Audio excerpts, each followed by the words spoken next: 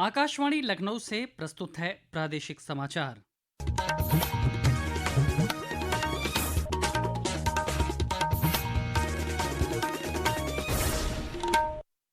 मुख्य समाचार। केंद्रीय गृह मंत्री अमित शाह आज लखनऊ में 60,244 पुलिस कार्मिकों के नियुक्ति पत्र वितरण कार्यक्रम में हुए शामिल। कहा, प्रधानमंत्री नरेंद्र मोदी के नेतृत्व में देश में शुरू हुआ पुलिस बलों का आधुनिकीकरण। मुख्यमंत्री योगी आदित्यनाथ ने कहा, संवैधानिक आरक्षण का पालन करते हुए पारदर्शिता के साथ संपन्न हुई भर्ती। चयनित अभ्यर्थियों ने जताया प्रदेश सरकार का आभार। उत्तर प्रदेश में इसरो का पहला सफल परीक्षण। कुशीनगर में रॉकेट के माध्यम से छोटे उपग्रह का हुआ प्रक्षेपण। अंतर्राष्ट्रीय योग दिवस को लेकर प्रदेश में आज से शुरू हुआ योग सप्ताह। सांस्कृतिक और आध्यात्मिक चेतना से जोड़ते हुए ऐतिहासिक स्थलों पर किए जाएंगे विशेष आयोजन। और प्रदेश में कई जनपदों में रुक रुक कर बरसात से लोगों को मिली गर्मी से राहत। मौसम विभाग ने अगले 3 दिनों तक बारिश का जताया अनुमान। नमस्कार, प्रदेश के समाचारों के साथ मैं शैलेंद्र और अब समाचार विस्तार से।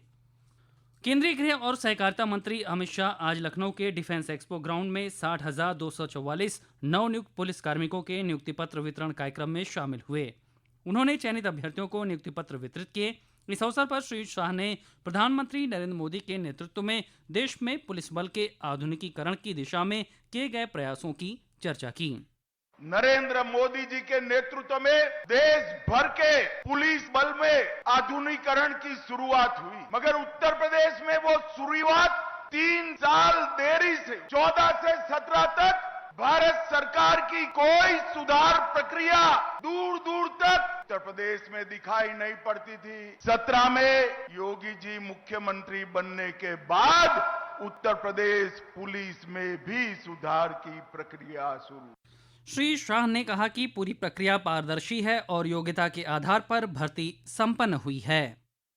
ना खर्ची, ना पर्ची, सिफारिश से भी नहीं, जाति के आधार पर भी नहीं और भ्रष्टाचार से भी नहीं, योग्यता के आधार पर 48 लाख एप्लीकेशन में से आप सब आपकी योग्यता के आधार पर आए हैं और मैं मानता हूं इससे बड़ी उपलब्धि किसी भी शासन के लिए कोई नहीं हो सकती है। केंद्रीय गृह मंत्री ने मुख्यमंत्री योगी आदित्यनाथ की प्रशंसा करते हुए कहा कि उत्तर प्रदेश अब दंगों के लिए नहीं जाना जाता, राज्य में कानून का राज है। उन्होंने कहा कि प्रदेश में अपराधियों को अब वीआईपी ट्रीटमेंट नहीं मिलता है। गृह मंत्री ने नक्सलवाद और आतंकवाद के खिलाफ सरकार की सख्त नीति की भी चर्चा की। उन्होंने कहा कि 11 राज्यों में फैला नक्सलवाद अब केवल 3 जिलों तक सीमित रह गया है और 31 मार्च 2026 तक भारत पूरी तरह नक्सलवाद मुक्त हो जाएगा। देश के 11 राज्य में नक्सलवाद हुआ करता था। 11 साल में 11 राज्य में से नक्सलवाद अब 3 जिलों में बचा है और मेरी बात याद रखना, 31/3/2026 को ये देश नक्सलवाद से मुक्त हो जाए। इस अवसर पर मुख्यमंत्री योगी आदित्यनाथ ने कहा कि सरकार ने संविधान प्रदत्त आरक्षण का पालन करते हुए पूरी प्रक्रिया को मेरिट और पारदर्शिता के आधार पर संपन्न किया। संविधान के द्वारा प्रदत्त आरक्षण की सुविधा का लाभ देते हुए मेरिट को ध्यान में रख करके इस प्रक्रिया को पूरी पारदर्शी तरीके से संपन्न करने का कार्य आज प्रदेश के अंदर हो रहा है और आज उसी का परिणाम है कि हम लोगों ने अकेले उत्तर प्रदेश पुलिस बल में पिछले 8 वर्ष में 2,16,000 पुलिस कार्मिकों की भर्ती की। केवल ये भर्ती ही नहीं की बल्कि उसको मॉडर्न पुलिस बनाने की दिशा में भी कार्य प्रारंभ किए। इस भर्ती में 12,000 से ज्यादा महिला अभ्यर्थी चयनित हुई हैं। चयनित अभ्यर्थियों ने प्रदेश सरकार का आभार जताया।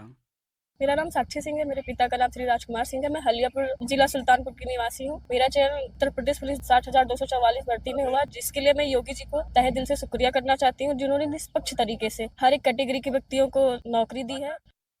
भारतीय अंतरिक्ष अनुसंधान संगठन इसरो ने उत्तर प्रदेश के कुशीनगर में रॉकेट प्रक्षेपण का सफलतापूर्वक परीक्षण किया है। हमारे संवाददाता ने बताया कि ये राज्य के लिए एक ऐतिहासिक क्षण है, क्योंकि राज्य में पहली बार रॉकेट के माध्यम से छोटे उपग्रह पेलोड का प्रक्षेपण किया गया है।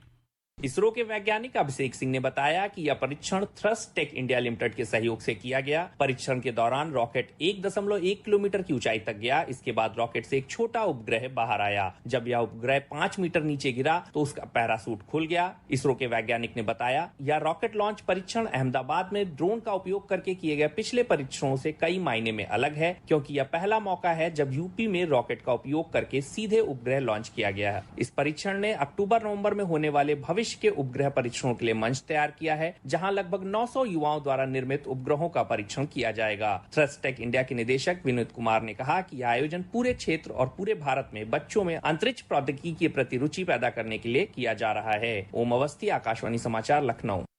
21 जून को होने वाले अंतर्राष्ट्रीय योग दिवस को लेकर प्रदेश में आज से योग सप्ताह की शुरुआत के साथ पूरे प्रदेश में जनपद एवं राज्य स्तर पर अनेक कार्यक्रम शुरू हो गए हैं। गोरखपुर, चंदौली, संभल और फर्रुखाबाद में योगाभ्यास कराया गया। योग दिवस को सांस्कृतिक और आध्यात्मिक चेतना से जोड़ते हुए ऐतिहासिक स्थलों पर विशेष आयोजन किए जा रहे हैं। इस दौरान गोरखपुर के गोरखधाम मंदिर, प्रयागराज के त्रिवेणी संगम, सीतापुर के नैमिषारण्य चक्र तीर्थ और वाराणसी के काशी विश्वनाथ धाम जैसे धार्मिक स्थलों पर भी सामूहिक योगाभ्यास का आयोजन किया जाएगा। यही नहीं, लखनऊ के राजभवन और मथुरा के प्रेम मंदिर में भी योग से जुड़ी गतिविधियों का भव्य आयोजन किया जाएगा। इसके साथ ही ग्राम पंचायत, ब्लॉक, तहसील और जिले के ऐतिहासिक स्थलों पर भी योग सत्र आयोजित होंगे। राज्य और जनपद स्तर पर निबंध, स्लोगन, चित्रकला और योगासन प्रतियोगिताएं कराई जा रही हैं। 21 जून को मुख्य आयोजन के बाद इन प्रतियोगिताओं के विजेताओं को सम्मानित किया जाएगा। प्रदेश के आयुष राज्य मंत्री डॉक्टर दयाशंकर मिश्र दयालु ने आज लखनऊ में 11वें अंतर्राष्ट्रीय योग दिवस के तहत योग सप्ताह का शुभारंभ किया। इस अवसर पर उन्होंने कहा कि प्रधानमंत्री नरेंद्र मोदी के प्रयासों से 11 वर्ष पूर्व भारत की विरासत सनातन विद्या योग को जन जन का हिस्सा बनाया गया। ये समाचार आप आकाशवाणी लखनऊ से सुन रहे हैं। ताज़ा समाचार जानने के लिए आप हमारी वेबसाइट newsonair.gov.in पर लॉगिन कर सकते हैं। इसके साथ ही आप प्रादेशिक समाचारों का ये बुलेटिन हमारे YouTube channel news on AIR Lucknow पर भी सुन सकते हैं। प्रदेश के पर्यटन एवं संस्कृति मंत्री जयवीर सिंह ने आज गाजियाबाद से कैलाश मानसरोवर तीर्थ यात्रा के पहले जत्थे को हरी झंडी दिखाकर रवाना किया। इस जत्थे में कुल 39 यात्री शामिल हैं। पर्यटन मंत्री ने इसे गौरव का क्षण बताते हुए कहा कि 5 साल बाद प्रदेश से कैलाश यात्रियों को भेजा जा रहा है। आज उत्तर प्रदेश के लिए सौभाग्य का दिन है कि मानसरोवर यात्रा जो पिछले 5 साल से लगातार स्थगित थी, कोरोना काल के बाद आज पहली बार मानसरोवर भवन गाजियाबाद से शुभारंभ हुआ है। और भारत सरकार के आभारी हैं, आदरणीय मोदी के आभारी हैं कि उन्होंने ये अपॉर्चुनिटी उत्तर प्रदेश को दी है। अब प्रतिवर्ष इसी भवन से ये यात्रा जाया करेगी। प्रदेश सरकार मानसरोवर तीर्थ यात्रा पर जाने वाले यात्रियों को 1 लाख रुपए का अनुदान दे रही है। वन एवं वन्यजीव विभाग द्वारा प्रदेश के सभी राष्ट्रीय उद्यान, वन्यजीव विहारों और इनके बफर क्षेत्र में वार्षिक वन्यजीव गणना संपन्न हो गई है। ये वन्यजीव गणना 26 मई से शुरू होकर 14 जून को संपन्न हुई। वन्यजीव गणना का मुख्य उद्देश्य प्रदेश में वन्यजीवों की संख्या और स्वास्थ्य की स्थिति की जानकारी प्राप्त करना है। वन्यजीव गणना के संबंध में बताते हुए प्रदेश की प्रधान मुख्य वन संरक्षक अनुराधा वेमुरी ने बताया कि इस गणना का परिणाम इस माह के ही अंत तक जारी किया जाएगा।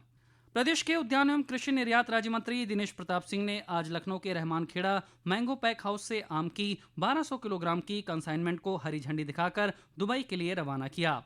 उद्यान मंत्री ने बताया कि आम के निर्यात से केंद्र और राज्य सरकार की पहचान विदेशों तक बन रही है।